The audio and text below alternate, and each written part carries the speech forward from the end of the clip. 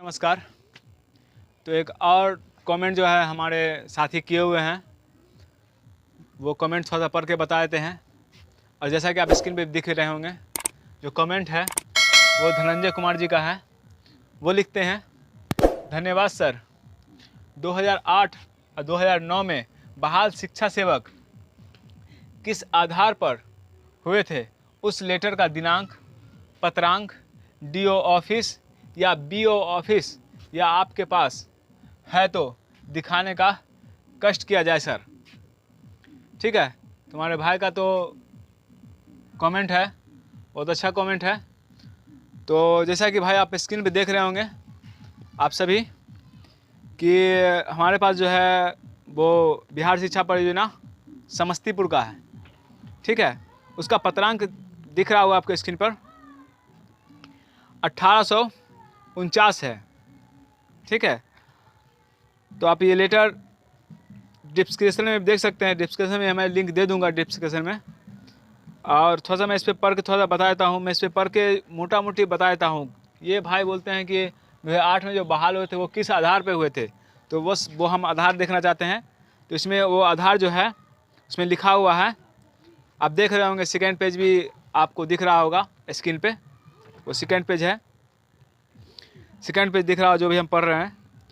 महादलित समुदाय के प्रत्येक गांव टोला के 6 से 10 आयु समूह के 25 बच्चों पर एक टोला स्वयंसेवक की व्यवस्था होगी, जो उन बच्चों के गृह समूह के प्रत्येक बच्चे को शिक्षा से जोड़ने के लिए जिम्मेवार होंगे। ठीक है, इस प्रकार महादलित समुदाय के प्रत्येक गांव टोला के लिए कम से कम एक एवं 6 से 10 आयु समूह के बच्चों की संख्या के अनुसार एक से अधिक टोला स्वयंसेवक हो सकते हैं।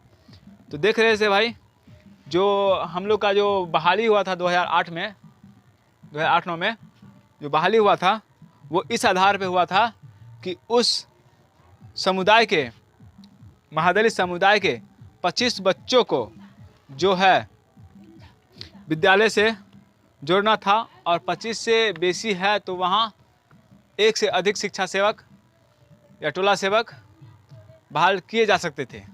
ठीक है, और इस पर थोड़ा दिखा देते हैं कि टोला सेवक की अहर्ता जो है, जो इसमें लिखा हुआ है, उस गांव टोले का निवासी हो, उस गांव टोले से निवास करने वाले महादलित के अधिक जनसंख्या वाली जाति का हो, न्यूनतम मैट्रिक अथवा उससे ऊपर की योग्यता रखता हो, नियोजन की तिथि से कम 18 वर्ष की आयु का हो। आगे लिखा हुआ है, न्यूनतम योग्यताधारी 18 वर्ष के उम्र के नहीं उपलब्ध होने की स्थिति में 16 वर्ष के अभ्यर्थी को लेने पर भी विचार किया जा सकता है। उससे आगे लिखा हुआ है, पुरुष एवं महिला दोनों के उपलब्ध होने की स्थिति में महिला को प्राथमिकता दी जाएगी। बहुत सारा लेटर है भाई। ठीक है, 5 पेज का लेटर है। तो आप कमेंट कीजिएगा तो भी मैं पढ़ के बताऊंगा, नहीं तो वीडियो बहुत लंबा हो जाएगा।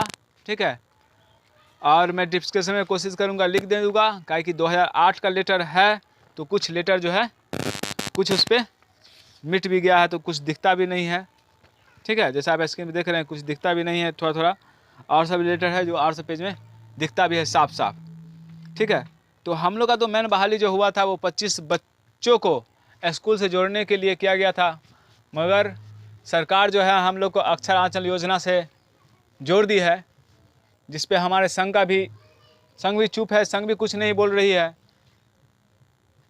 अक्षरांचल योजना का जो कार्य है वो प्रेरक लोग का था, प्रेरक लोग को दिया जाना था, और प्रेरक लोग भी काम किए थे। तो जब प्रेरक लोग काम किए, फिर टोला सेवक को वहाँ क्यों लगाया जा रहा है अक्षरांचल योजना में? ये बात गौर करने के लिए है कि हम लोग बहाल हुए थे उस समुदाय के, महादलित समुदाय के, अल्पसंख्यक समुदाय के बच्चों को विद्यालय से जोड़ने के लिए, न कि हम लोग अक्षरांचल योजना को चलाने के लिए या महिला को शिक्षित करने के लिए हम लोग बहाल किए थे। तो सरकार इस पे हम लोग को बहुत हम लोग के लिए हम लोग के हित में बहुत गलत कर रही है। और हमारा संघ भी जो है इस पर चुप्पी साधे हुए हैं। उनको भी आगे आगे आना चाहिए था कि हम लोग का जो बहाल हुआ उसी पे हम लोग का रहना चाहिए था। और अभी देखिए प्रतिनियोजन हो रहा है, तो वो अक्षरांचल योजना के तहत हो रहा है। हम लोग बहाल कहाँ के लिए हुए थे और हम लोग को कहाँ ले जाया जा रहा है। तो इस सब को देखते हुए हमारे संघ की जो चुप्पी है पता नहीं कब टूटती है, तब फिर देखा जाएगा। तब तक के लिए आप समझ ही गए होंगे। आपको लेटर पीडीएफ जो है, कोशिश पीडीएफ हो या पेज हो, जैसे भी हो, हम डिस्क्रिप्शन में लिख दे देंगे, वहाँ से आप डाउनलोड कर लीजिएगा। और उम्मीद करते हैं कि आप समझ गए होंगे कि 2008-9 में जो बहाली हुआ था वो किस आधार पे हुआ था। तो मिलते हैं हम अगले वीडियो में, तब तक के लिए धन्यवाद।